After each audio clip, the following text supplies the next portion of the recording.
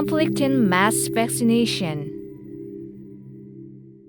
The rapid expansion of Korean healthcare under the authoritarian regime in the 1960s and 1970s was accompanied by adverse events such as the one in the mass vaccination. In 1970, in Jinju, during a school mass vaccination program, more than 200 children suffered adverse reactions, and one died after being injected with more than the recommended dose of poorly stored vaccine. The investigation revealed that the school did not have a proper freezer, so they rented a private ice storage to store the vaccine.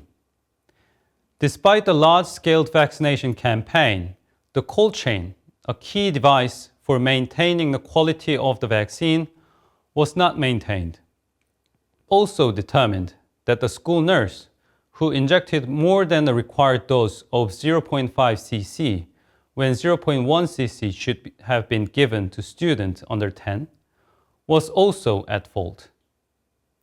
A series of vaccination incidents, which was centered on schools in 1970, led to controversy over how mass vaccination were carried out and who was responsible. If the problem was not with vaccine itself, as the Ministry of Health investigation found, but with the recipient's underlying conditions or spoilage during transport or storage, the solution should have been to strengthen the screening of a recipient or the cold chain system.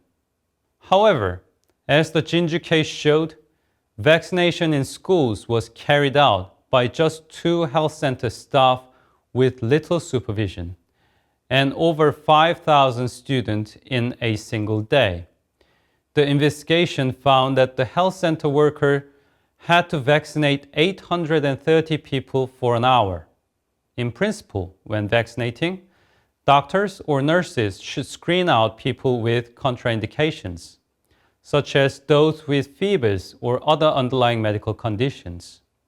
Procedures also call for using a new disinfected needle per recipient and applied aspiration to ensure that the needle has not entered a blood vessel.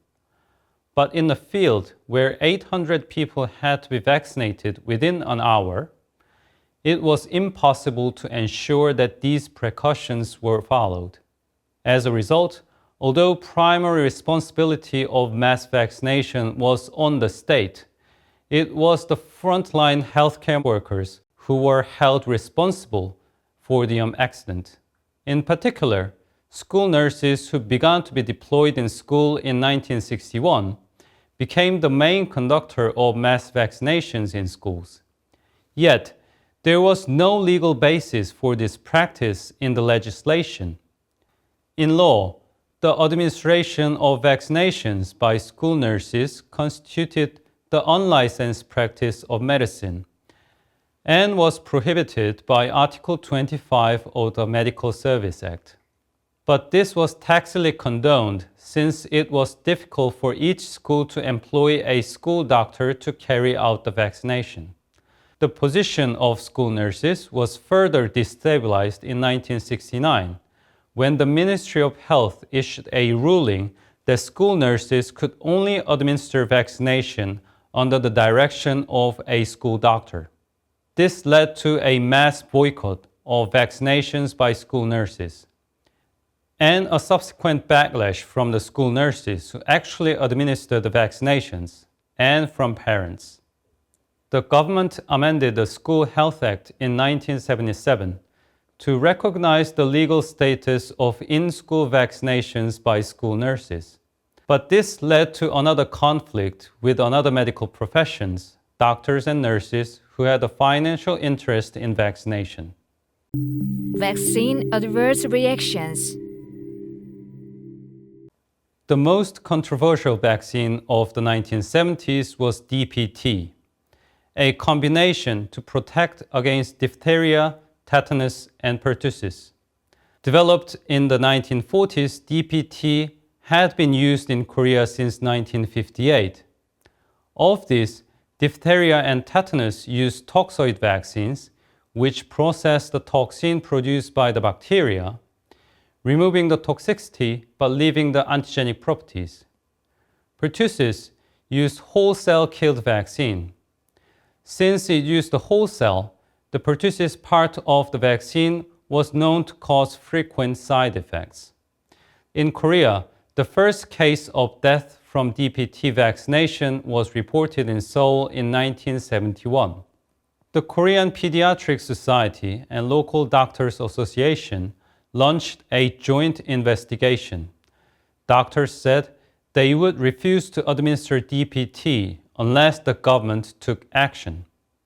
The Ministry of Health acknowledged that the nature of the vaccine itself meant that there was a risk of serious adverse events following vaccination, but maintained that it would continue to recommend DPT because of the health benefits. Doctors responded by administering DT vaccines that removed pertussis from DPT, hence DT, or deliberately administering half of the recommended dose for the fear of adverse reaction. From 1967 to 1973, 89% of doctors refused to administer DPT because of liability. The problem was that there was a lack of comparable data to classify adverse reaction to vaccination, even if one wanted to do so. At the time, more than 10 million people a year were being immunized through the National Immunization Program, but this only counted vaccines distributed at health centers or through mass vaccination as part of the National Free Vaccination Program.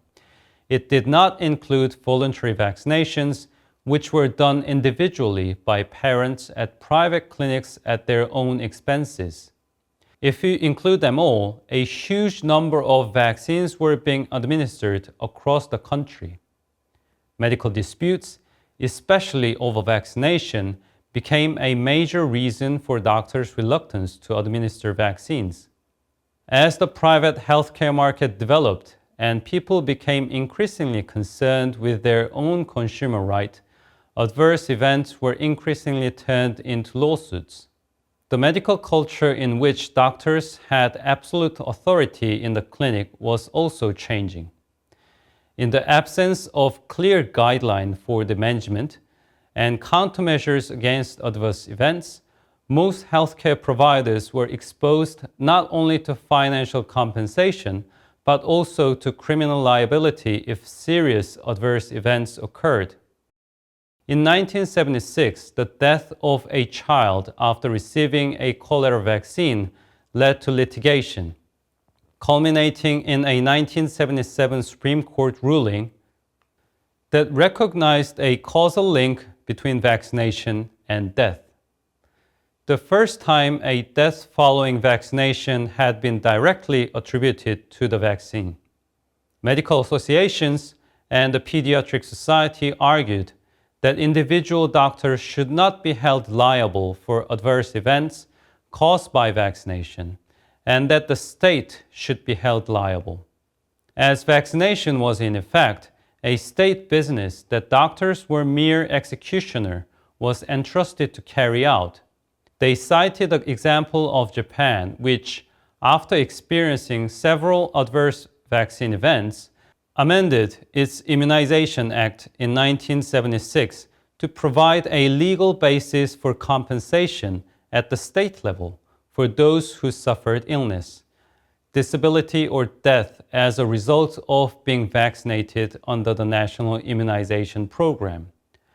Based on Japan's experience, Korean physician group called for a national liability and compensation system for no-fault damages, such as adverse events that are unavoidable due to the vaccine's nature, independent of the vaccine itself or the negligence of medical personnel.